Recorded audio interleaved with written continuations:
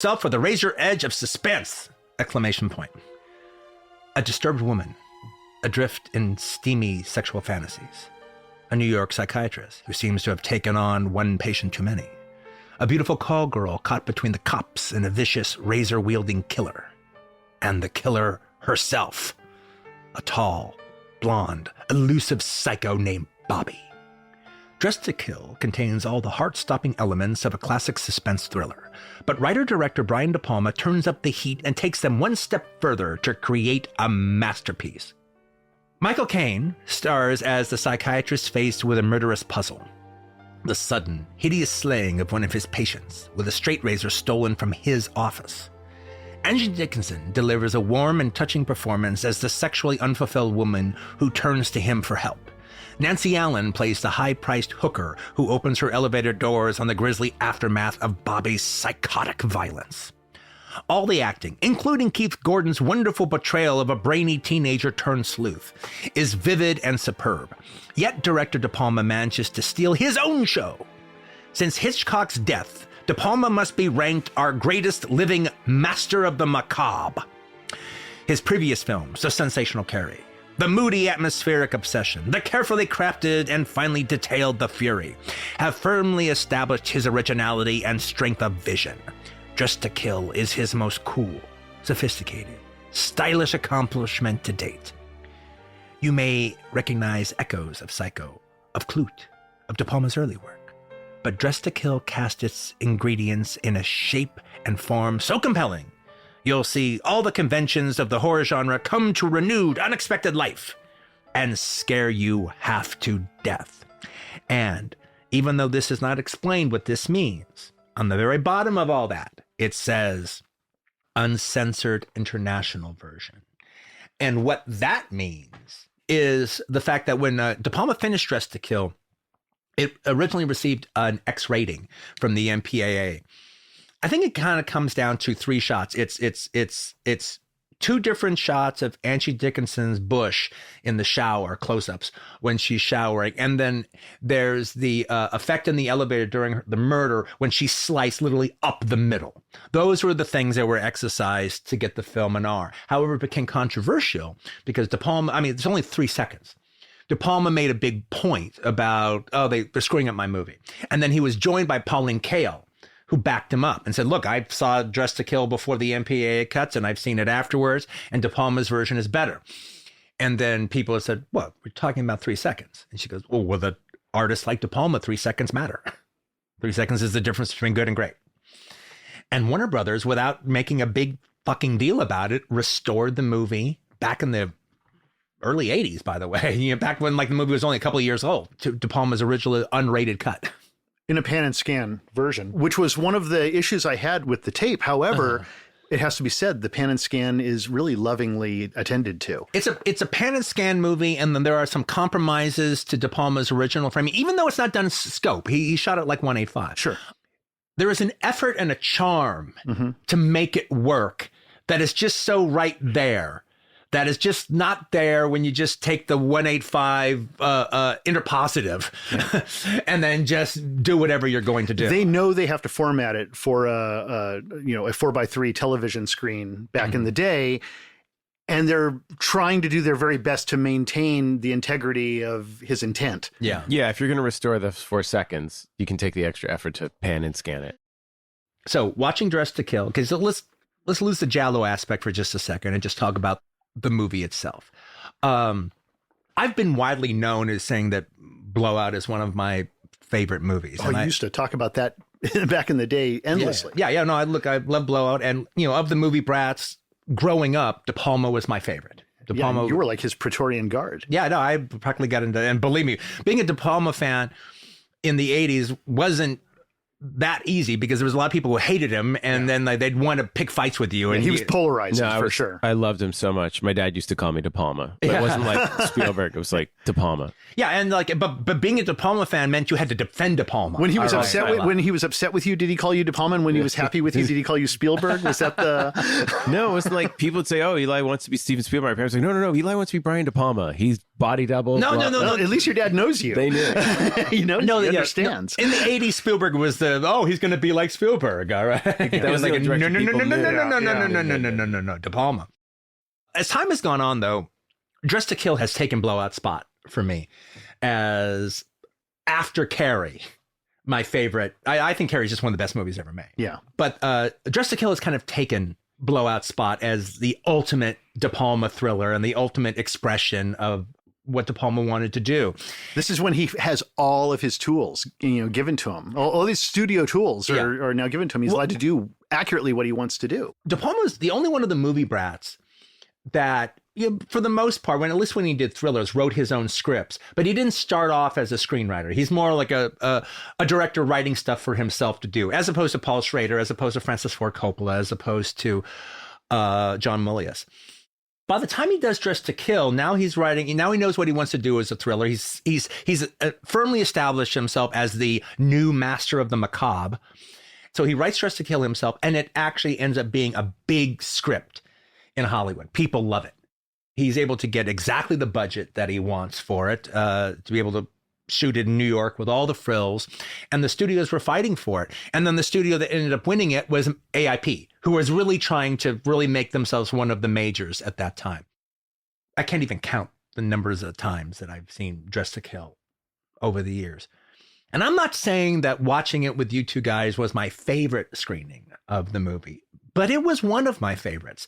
There was something about, there was something about just, it's the first of 4 movies. We just got comfortable sitting down on the couch. We put in this really cool old video cassette.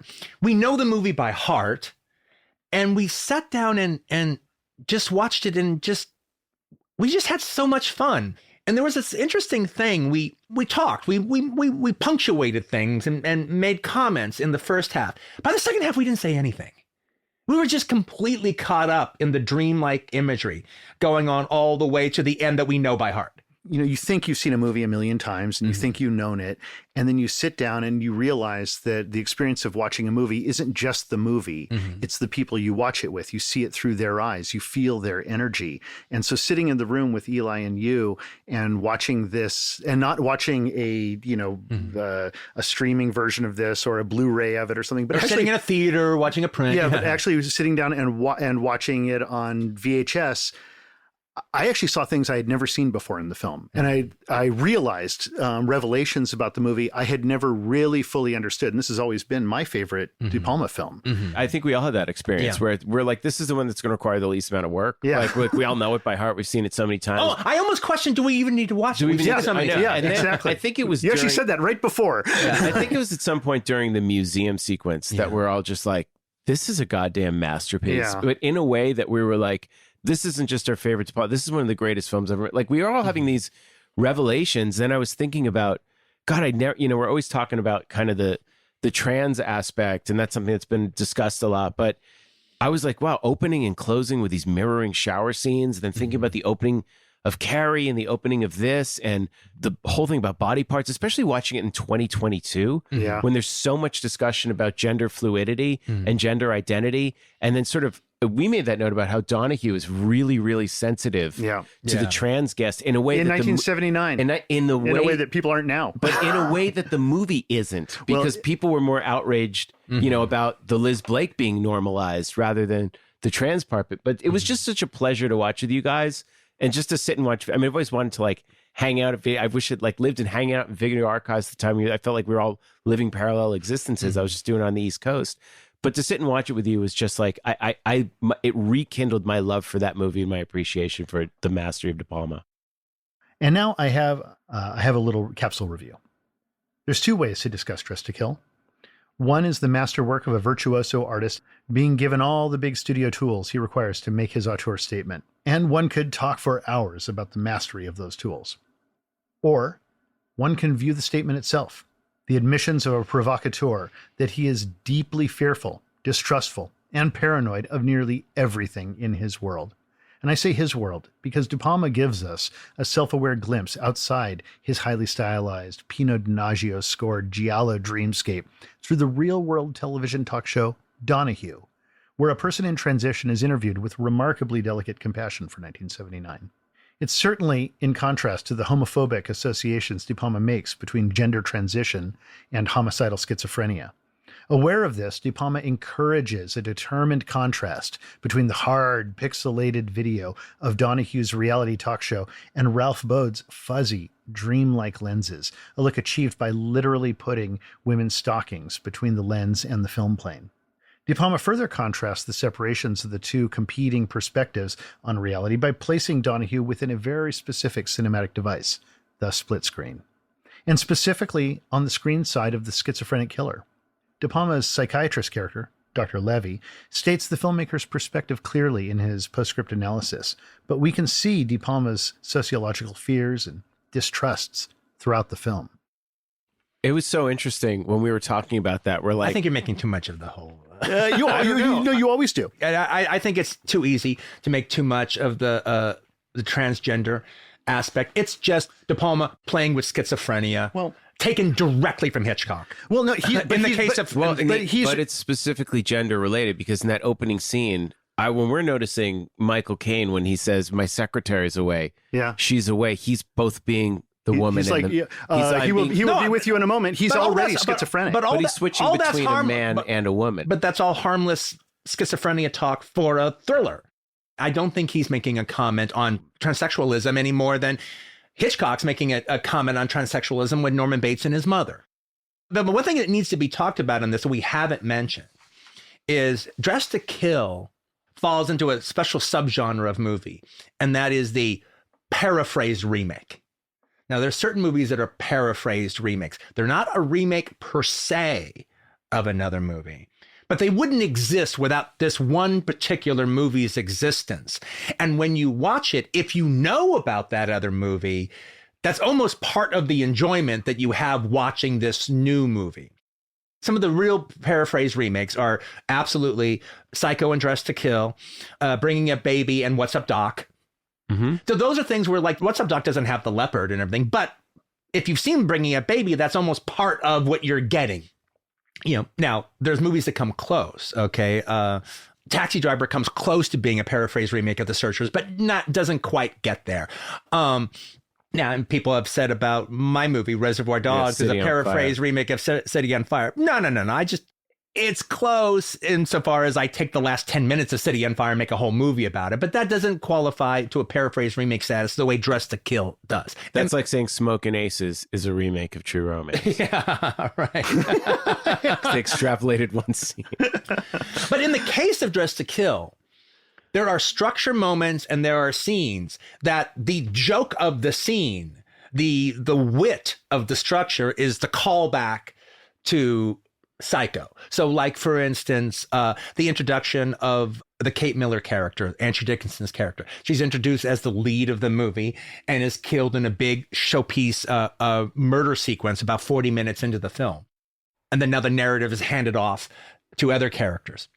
It keeps going on throughout. However, my favorite of the Psycho Funhouse Mirror reflections is one of my favorite scenes in Psycho is Simon Oakland kind of explaining in words very similar to the ones that are used in Dressed to Kill, Norman Bates' sexual psychosis at the end. Okay, this is why he did it all. Kind of Simon Oakland telling it like it is. And we have Dr. Levy doing that in this film. Sort of. We start to have the parody of the Psycho Simon Oakland scene with Dr. Levy.